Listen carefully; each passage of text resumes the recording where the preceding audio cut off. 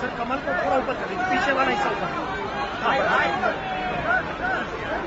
हाँ थोड़ा ऊपर खींच रहे हैं। लीजिए फोटो, ये आज का फोटो है सर।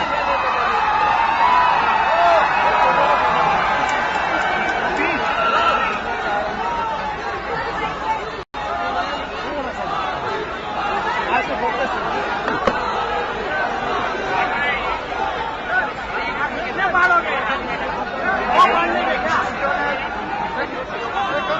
2014 के चुनाव आज गुजरात में मतदान है। देश के और भी कुछ राज्यों में मतदान है।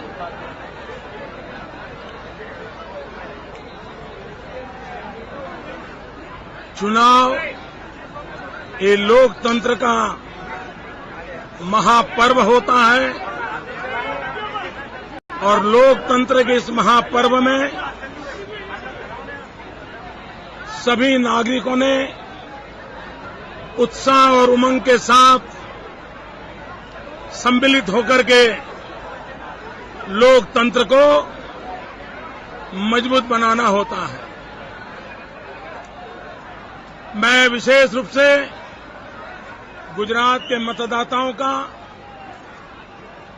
अभिनंदन करता हूं कि पूरा चुनाव अभियान बहुत ही शांतिपूर्ण ढंग से संपन्न हुआ है। मैं गुजरात के मतदाताओं का, गुजरात के नागरिकों का और चुनाव को शांतिपूर्ण रूप से संपन्न कराने वाले सभी लोगों का बहुत बहुत अभिनंदन और आभार व्यक्त करता हूं।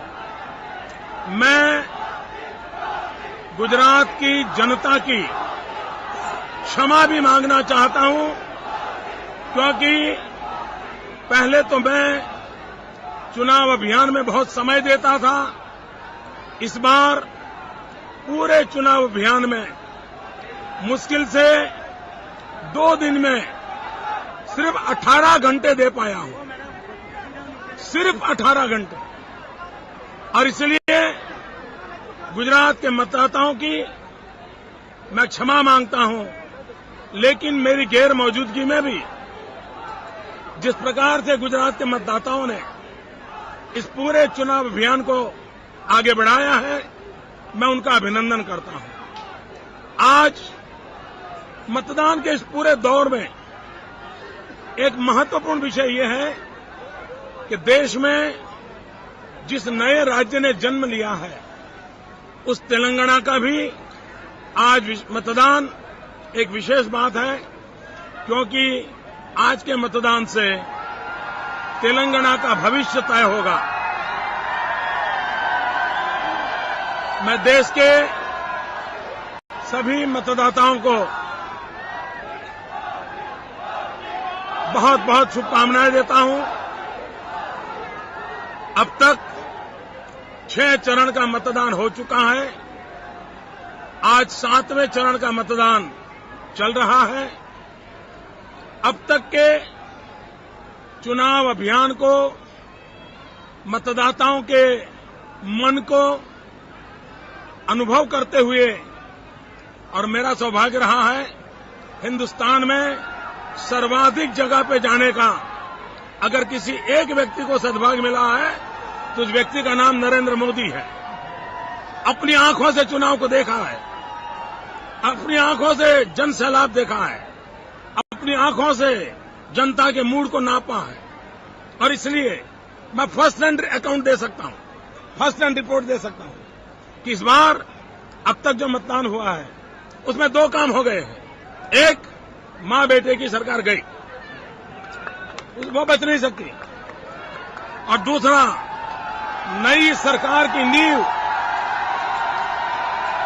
नई सरकार की मजबूत नींव अब तक के मतदाताओं ने शिलान्यास कर दिया है। अब जो मतदान हो रहा है वो मजबूत सरकार बनाने का हो रहा है, और मजबूत सरकार बनाने का मतदान, भारी मतदान हो रहा है। इतनी गर्मी में लोकसभा के चुनाव में कभी इतना मतदान नहीं हुआ। ये दिखाता है कि चुनाव आशा का चुनाव है, ये चुनाव नई होप लेकर के आया है, ये चुनाव एक नया भरोसा लेकर के आया है, और मुझे विश्वास है कि ये चुनाव देश को नई ताकत देगा। देश के भाग्य को बदलने में ये चुनाव बहुत बड़ा रोल अदा करेगा, और 21वीं सदी जिस रूप से हम देखना चाहते थे, जिसका एक दशक खराब हो गया, उस संकट में से देश की जनता देश को मुक्त करा देगी।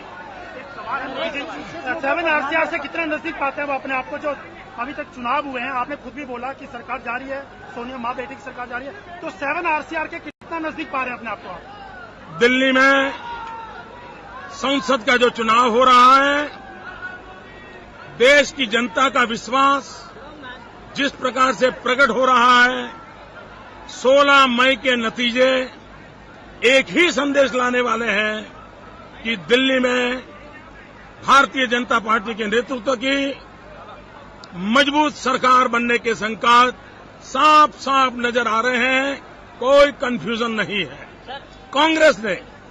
कांग्रेस ने पराजय स्वीकार कर लिया है, क्योंकि कांग्रेस के नेता कह रहे हैं कि मोदी को रोकने के लिए हम थर्ड फ्रंट के साथ कोई भी समझौता करने को तैयार है। ये बात साफ बता देती है कि वे चुनाव हार चुके हैं। अभी भी मैं मानता हूं पिछले 25 साल में सत्ता दल को जितनी सीटें मिली हैं, उससे ज्यादा सीटों से इस बार नई भाजपा की सरकार बनेगी। एनडीए के साथ और ज्यादा बहुमत से सरकार बनेगी। आज जो वोट करने निकला है, उसको किस मुद्दे को ध्यान में रखकर वोट करना चाहिए?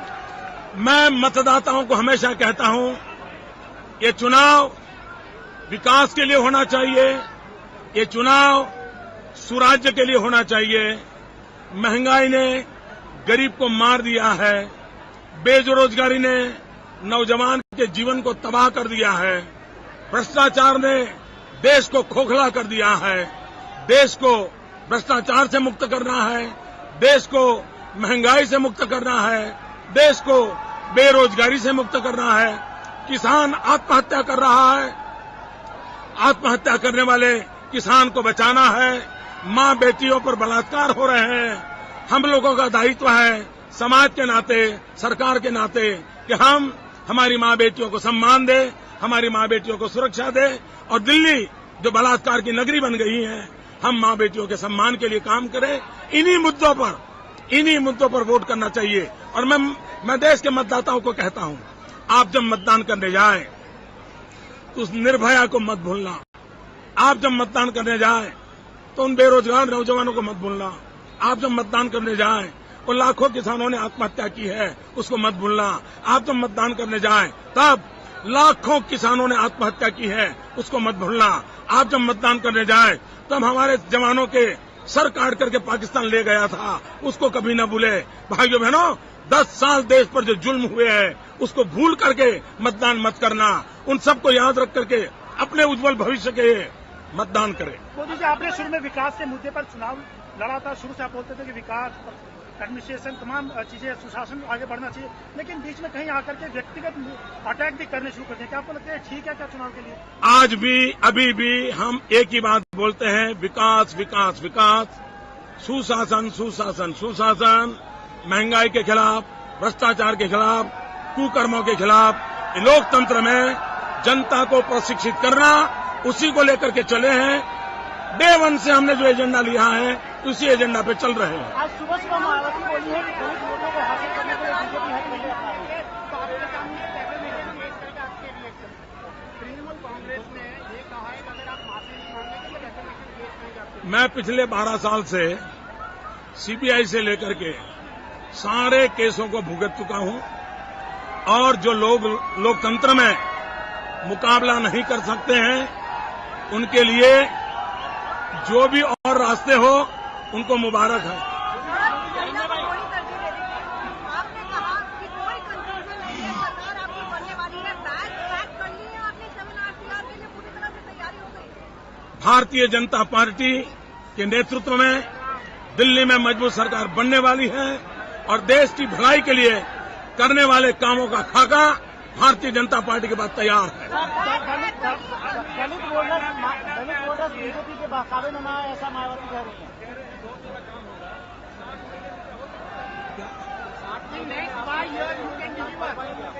जब मैं गुजरात में 2001 में आया था, भयंकर भूकंप था, गुजरात मौत की चादर ओढ़ करके सोया था। सारी दुनिया कहती थी कि अब गुजरात गया, अब गुजरात खड़ा नहीं हो सकता है, गुजरात कोई बचा नहीं सकता है। जनवरी में भूकंप आया था, मैं अक्टूबर में आया था और 3 साल के भीतर भीतर 30-32 महीने में हमने गुजरात को मौत की चादर ओढ़ा हुआ सोया हुआ गुजरात खड़ा कर दिया था, दौड़ाया था और विकास की नई ऊंचाइयों पर ले गए थे। ये देश में बहुत ताकत है, 125 करोड़ देशवासियों की ताकत पर मेरा भरोसा है और इसलिए एक बार हिंदुस्तान का एक नागरिक एक कदम चले तो हिंदुस्तान 125 कदम आगे बढ़ जाएगा। मोदी जी, ममता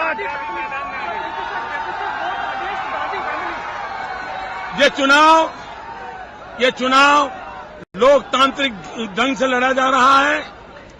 ये चुनाव आशा का चुनाव है, विश्वास का चुनाव है, भरोसा का चुनाव है। देश की आशा भाजपा में है, विश्वास भाजपा में है, भरोसा भाजपा में है। देश का मतदाता भाजपा लाने के लिए पॉजिटिव वोट कर रहा है। मोदी जी, एक सवाल है, मुद्दे एक तरफ रह गए, आप अकेले निशाने पे हैं। मैदान में आ चुकी है, मां बेटे के साथ प्रियंका वाड्रा भी जुड़ चुकी है, आपको क्या लगता है? मोदी जी, एक सवाल ये है कि मुद्दे एक तरफ रह गए और सबके निशाने पर आप आ गए, तमाम पार्टियों के, चाहे ममता हो, जयललिता, मायावती हो, सब तमाम लोग। ऐसी गलती मत कीजिए।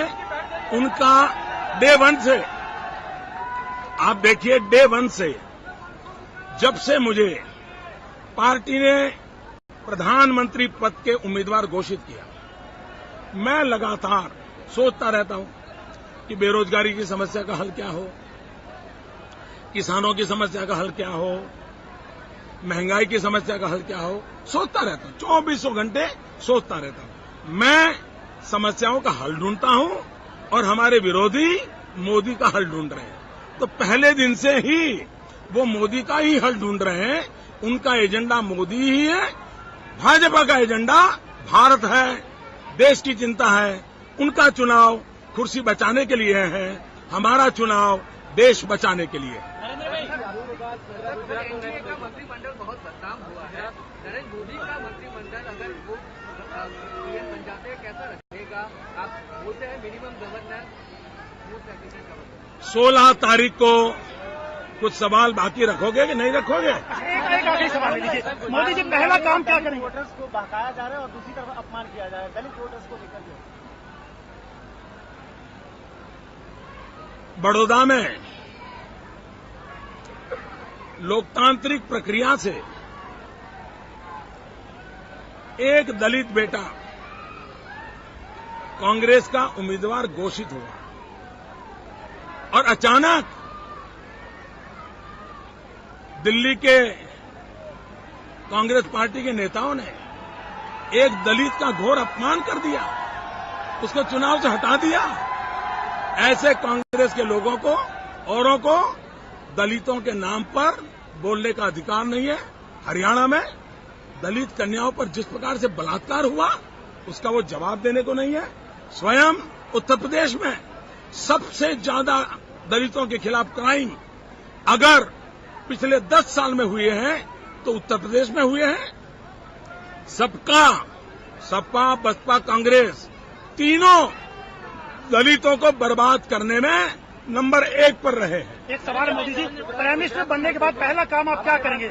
क्या लोग उम्मीद करें कि प्राइम मिनिस्टर बनते ही आप एक पहला काम क्या करेंगे आप? 16 मई को बाद आप मिलिए। प्रियंका गांधी को मोदी इंडिया मैदान में इसलिए उतारा। 16 मई के बाद आपका स्वागत है इन सारे सवालों के लिए। प्रियंका गांधी को मैदान में इसलिए उतारा गया क्योंकि कांग्रेस इन्होंने पूछ लिया, मैं जवाब दे दिया। प्रियंका गांधी को मैदान में इसलिए उतारा गया क्योंकि कांग्रेस डर गई आपकी लहर की वजह से। डे 1 से भाइयों बहनों कांग्रेस पार्टी में अब देखिए उनके दिग्गज नेता चुनाव के मैदान से भाग गए। ऐसा चुनाव देखा है जहां प्रधानमंत्री खुद चुनाव नहीं लड़ रहे, वित्त मंत्री चुनाव नहीं लड़ रहे, सारे उनके बड़ी दिग्गजों की टोली चुनाव से मैदान के भाग गई है। तो चुनाव घोषित होते ही कांग्रेस पार्टी ने भागना तय कर लिया है। वो अब कोई नेता अपने को बचाने में लगा है, कुछ नेता कुर्सी बचाने में लगे हैं और कुछ नेता कांग्रेस की आबरू बचाने में लगे हैं। और अधिक उनका कोई एजेंडा नहीं है। हमारा काम है नौजवानों के भविष्य को बचाना, हमारा काम है किसानों के सपनों को बचाना, हमारा काम है मां बेटी की इज्जत बचाना, हमारा काम है भारत के भाग्य का बदलाव लाना। और इसलिए हमारा एजेंडा एक ही है, देश बचाओ, देश को आगे बढ़ाओ। इसी एजेंडा पर हम अड़े हुए हैं। मैं समझता हूं अब आपके सवालों का खजाना खाली हो गया है। मैंने भरपूर टाइम दे दिया है। बहुत मित्रों, एक मिनट, आप लोगों ने फिर एक बार गुजरात के मतदाताओं का बहुत बहुत अभिनंदन। मैं फिर एक बार मतदाताओं को कहता हूं, मुझे आज बिहार जाना है, मुझे आज आंध्र प्रदेश जाना है। मुझे विश्वास है मेरी गैर हाजिरी में भी गुजरात शानदार, जानदार, शांतिपूर्ण मतदान करके गुजरात के भविष्य को बनाएगा। मेरी गुजरात के मतदाताओं को बहुत बहुत शुभकामनाएं। मैं काला टीका लगा करके आया हूं। ये काला टीका भारत के लोकतंत्र पे कोई दाग नहीं ले देगा। ये काला टीका भारत के भविष्य पर कोई दाग नहीं लगने देगा। इस काले टीके को आप भी लगवाइए। बहुत बहुत शुभकामनाएं। भारत माता की जय। सामने लोग खड़े हैं सर, सामने लोग खड़े हैं, ऊपर